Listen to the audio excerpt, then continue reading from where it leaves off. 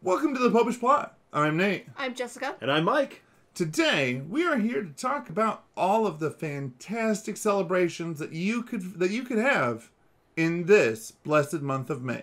Yes, we decided that for the month of May, we would be highlighting saints that were of Asian or Pacific Islander heritage because it is Asian American and Pacific Islander Heritage Month. However, May has a lot of month-long celebrations with saints that are related to it. Well, that's one of the great things about the church. We've got a saint for every occasion. Yep. So, although we're not doing episodes on all these saints, we thought, hey, if you're celebrating this May holiday, maybe you'd like to know some saints for it. Yeah, this could be a jumping off point for you to learn more about that saint. Sure. Mm-hmm. So, what saints might somebody want to take interest in if perhaps, as it is the month of May, they were celebrating Mental Health Awareness Month? Well, the first one is, if you at all follow Tommy Tighe, you know about Saint Dipna. And if you know one saint who's in charge of mental health, you know her. But there are 3 ones that are, at least from what I can tell, official, and various ones that are unofficial or they're related things. Like, quite often, saints that deal with addiction are related because there's mental health aspects of that. Yep. So there's also Saint Benedict Joseph Labre. And, Nate, you get this one. Oh, thank you, my friend. This one is amazing. Actually, I shouldn't say she's amazing, because that's not fair to her. That's insufficient. That is insufficient. You might also be interested in looking up Saint Christina the Astonishing. Right? Amazing's not good enough. Not kind of special either. I mean, this is the whole deal. Astonishment follows her wherever she goes. Yeah, she has, like, multiple saint stories where you're like, either she was, like, the most obvious saint in her lifetime, or they added on after she died, because... Other reasons that you might be interested in this saint, number 1, your name is Christina. If you are Christina, and you don't already have your own personal patron saint, I recommend getting yourself hooked up with Saint Christina the Astonishing. Or perhaps you're a magician who's used something the astonishing. Exactly. This is the saint for you. Yeah. But anyway, we have lots of other month-long celebrations. So. In addition to mental health awareness, there's also Jewish American Heritage Month. Yep. For all those of you who celebrate both the fact that you are of both Jewish descent and American heritage, you might want to consider number 1. Almost every saint in the Old and the New Testament. May I recommend Mary, Joseph, Peter, all Jewish. Yes, I mean, there are a few saintly people, especially in the New Testament, who weren't Jewish, but the vast majority of them, the patriarchs, the judges, all of them are Jewish. So even if it's not officially that they're a patron of being Jewish... As Jesus himself said, salvation comes from the Jews. Yes, but officially... Saint Teresa Benedicta of the Cross, or Saint Edith Stein, it's obligatory, is the patron of Jewish converts. We then move on to Haitian Heritage Month. Now, officially, the patron saint of Haiti is Our Lady of Perpetual Help, because every single country in the New World has some title of Our Lady as their patron, because when they were giving them patrons, there were no saints there, because they just discovered it. So, unofficially, Venerable Pierre Toussaint, which we did an episode on, was born in Haiti. Mm-hmm. We then move on to National Foster Care Month. Now, this one super surprised me because we all know who you would think is the patron saint of foster care. The obvious one would seem to be... Saint Joseph? Yeah, Saint Joseph. Yes. Even if it wasn't the year of Saint Joseph. Yes, he was called the foster father of Jesus. Mm-hmm. But it turns out it is Saint Thomas More because he adopted some children. Mm-hmm. Nice. A good guy overall. So, who do we have for National Hair Loss Awareness Month? Officially, there is no saint of hair loss or baldness. However, unofficially, a lot of people suggest Saint Agnes of Rome due to how she died with, hair removal as part of the martyrdom process. That's fair, but really, I think there is an Old Testament saint that needs to get... Yeah. I don't disagree with you, Nate, and I can't wait for that, but I think this is another case where we could call on the intercession of Venerable Pierre Toussaint, because... He's a hairdresser. He's a hairdresser / wig maker. Yes, there were a number of ones that related to hair, but not losing hair or being bald. Sure. But I just wanted to discuss about she-bears. A famous biblical instance of someone being a bald head. Yep. So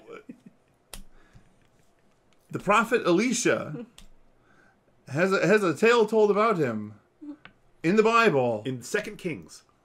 wherein some people that referred to as youths, some Bible theologian-y people suggest that they might actually have been like lesser priests of the I don't know, but nonetheless, There's a gaggle of 42 of them. Yes. Being threatened by 42 either teenage hoodlums or some kind of pagan priest. Yeah. This is a threatening situation. and they all referred to him as being old and bald. Go up, you bald head. Go up, you bald head. And so he curses them, and Two. also manages to sick two She-bears. feral she-bears on them to devour all 42 of them. I love how specific the Bible is. It's There's she-bears. she-bears. It's important. the guy bear's like, they're not food. But Whatever. the It's like, she-bear's man, I'm kind of full. that prophet is my cub. They're going down. So That's for just all fantastic. for all you bald heads out there, Elisha the prophet. Yep.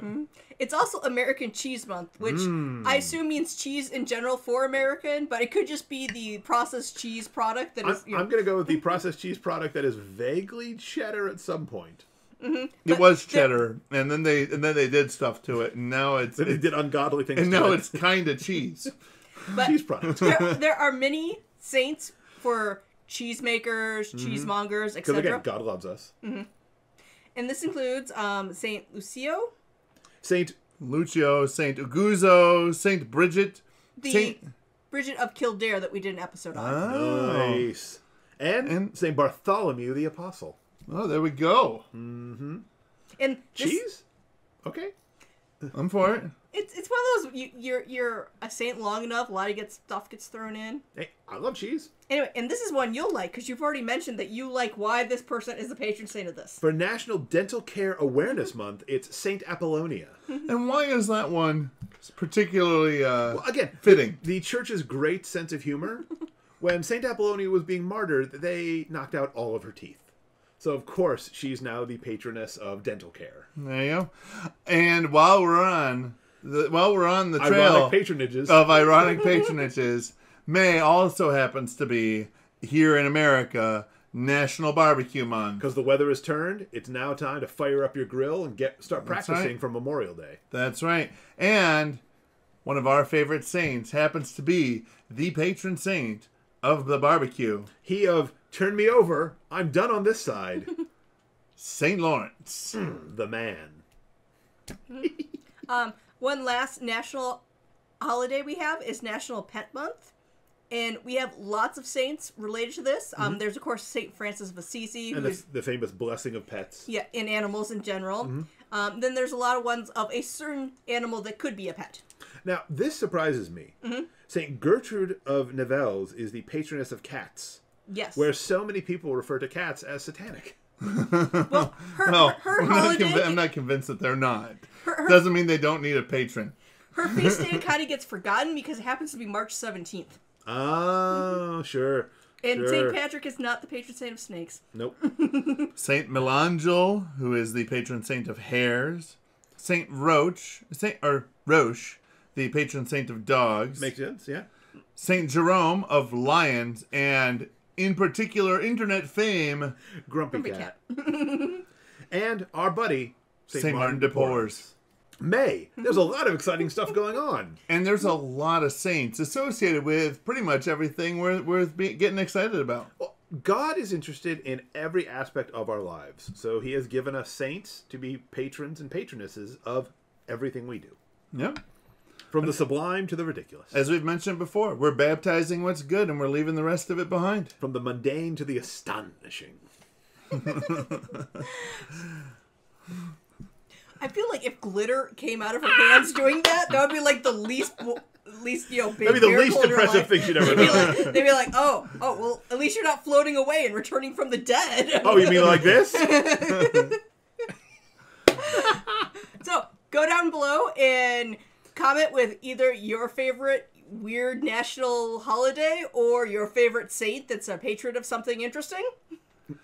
While you're down there, make sure you hit that subscribe button, the bell next to it, and that thumbs up. I mean, they're all right there together. You might as well just go and click all three of them. Just So get it all convenient. done in one. So convenient. Plus, you have to like at least one saint in this whole long list. Seriously. Also, please visit our friends over at Catholic Balm Co. That's catholicbalm.co. Check out the stuff that they've got.